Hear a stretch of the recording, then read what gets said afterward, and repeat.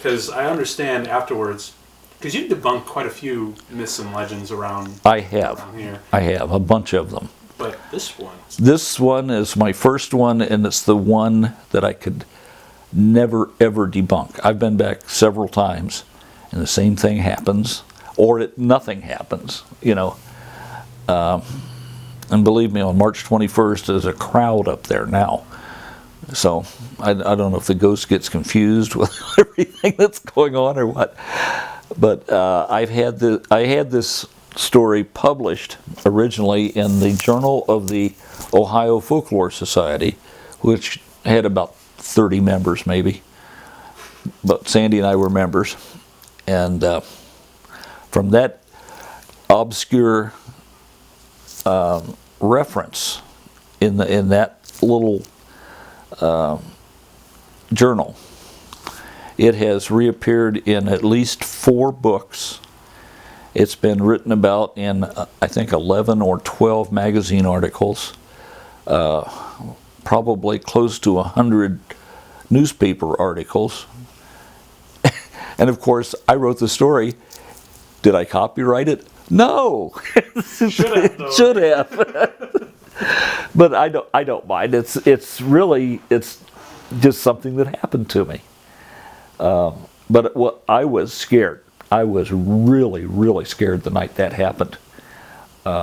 We unloaded the equipment in Bowling Green, and I went back to my apartment. I was married, and Sandy just looked at me and said, "What happened?" And I couldn't even tell her that night. I had to tell her the next morning when I had something to think about. So is that good? Oh yeah, because I mean, I'm just kind of glad that this is going to be finally made into a real profile movie. Although the story is going to be much different, but the same basic principles and lots of elements in there. And God willing, if I can get a cameo with you in there, it'd be amazing. So yeah, that's cool. No, but I've done, that got me into. I'm still primarily interested in the stories. Mm-hmm. But if I can check the story out, if it's local and there's enough specific information that I can locate it, then I go and check the stories out. Not much different than what they do on the TV ghost stories, except I was doing it 40 years ago. Mm-hmm. Did you actually ever try to investigate Alice the Theater Ghost? Yes. Never found anything. I've been trying to find traces with a local ghost whisperer. Well, And so far nothing's come up.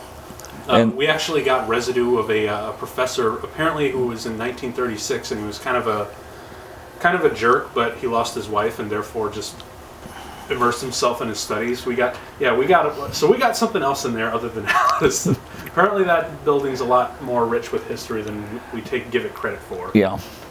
Well, there are a lot of things that happened at the university that people now don't even consider. During World War II, virtually all the men were in the military.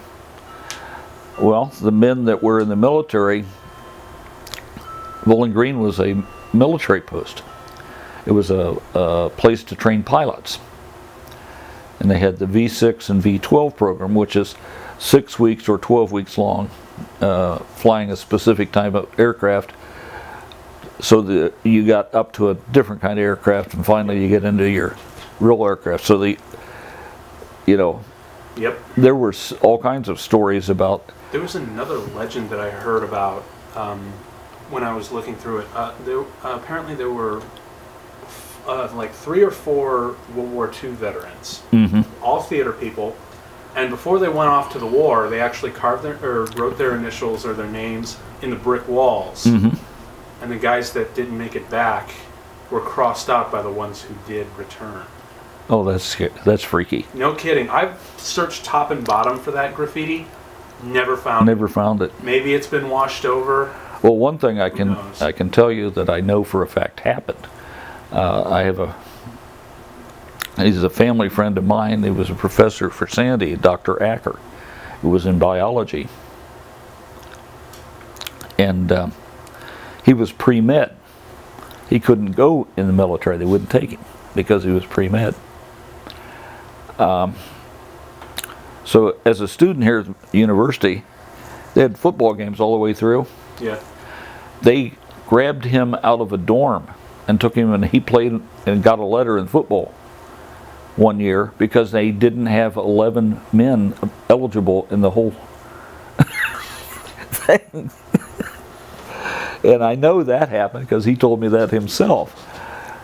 But I mean, it's such a different world than it is now. Yeah.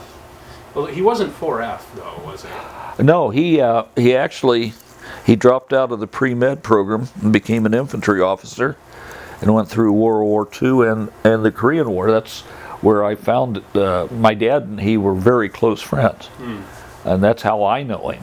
I knew him before I ever came up here. Cool. So very cool. Well, anything else to say about the Elmore Rider that you haven't already? I guarantee you it's a famous story because I made it that way. Awesome. Every year I get calls in October. Are you this? Yeah. And I said, yeah. You know, and I've had people who are in the local, you know, ghost chasing societies, and they can't find me. But I have people calling in from Vermont and Virginia, and they find me. I guess the locals are just a little bit more dumb hicks than we give us credit for. I have no idea. But I've only had one local ever contact me, and he and I talked like this. But it's the ones that get me, that they've chased me down from, I don't know how many phone calls they made to find out where I was. Richard Gill is a relatively common name. And I suppose if you go on Google and search it, you're going to come up with a couple hundred anyway. So good times. Well, thank you so much for your time. oh, no problem at all.